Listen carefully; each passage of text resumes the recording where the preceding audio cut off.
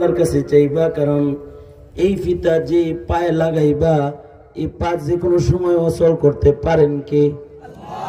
আরো জোরে বলেন। যে কোনো সময় এটাকে তোমার দেহ থেকে বিচ্ছিন্ন করার ক্ষমতা কার? বহু যুবক পাও নিয়ে রাস্তায় নামছে, পা সারা ঘরে ফিরছে, আছে না নাই?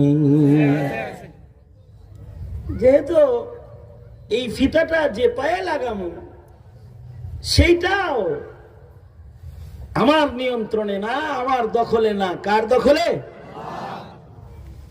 তাহলে কার কাছে চাওয়া উচিত?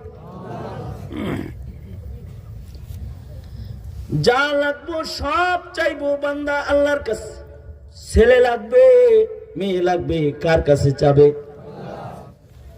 হ্যাঁ, কারণ আল্লাহ তাআলা এমন দাতা। আল্লাহ যদি